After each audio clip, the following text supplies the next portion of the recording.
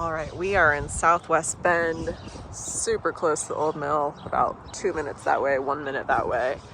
And you know we love our opportunities and our mixed use zoning.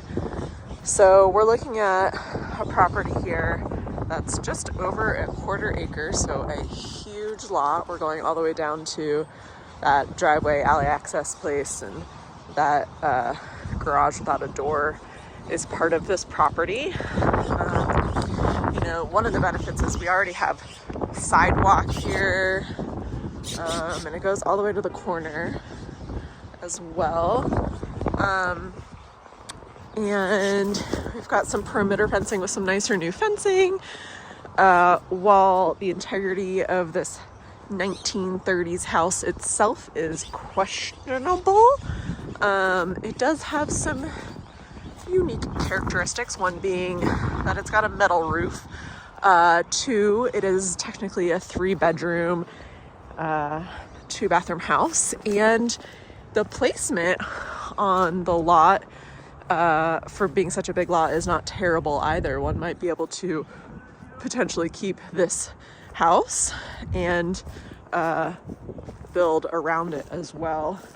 On this lot, of course, we are in a neighborhood just surrounded by beautiful homes. Definitely one of the more actively gentrifying areas here in Bend. We're relatively close to Highway 97. I would say that standing outside, you can hear a little bit of that hum. But all in all, I know plenty of people who have purchased homes and or properties in this area because the location is just so ideal. So wrapping back around here to the main street view, and then this amazing alleyway. Again, this infrastructure is pretty valuable stuff when it comes to developing. Juniper tree here shouldn't be too much of an issue. There are definitely a couple other trees in the property to take into consideration, but there is definitely a lot of options here to consider, so let's keep exploring. So this is a garage structure that just needs to be leveled for sure, but this main house here has a wood look vinyl siding on it. A few of the windows definitely appear to have been replaced, if not all. We'll keep an eye on that. This overhang looks like it's had some shoring up in recent years, probably not the best integrity. And I also believe there is a basement in this home as well. So entering from this kind of side door, we enter into what would be considered the dining room area. On the right here, as far as the layout is concerned, there is washer dryer hookups, and then this is the access to the basement and where the electrical panel is. We'll check out that basement in a little bit. Wrapping around, of course, here's the original kitchen, some sort of chimney place thing, but this would be the first bedroom and probably considered the primary. It's definitely the largest one, and it's a pretty good sized bedroom for this age home. We've got some of that drop ceiling. Would be interested to see what's above that. And then alternatively, just plywood as the walls on the inside, no drywall.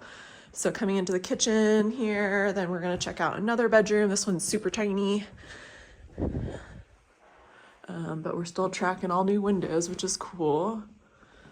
But, big enough for an office or bedroom, or one, I guess, could, even remove this wall and potentially make this more of an open kitchen layout.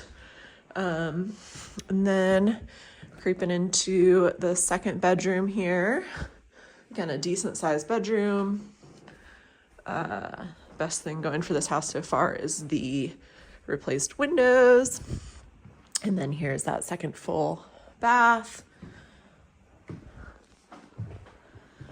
So, you know, galley style, pretty standard size floor print that we're working with.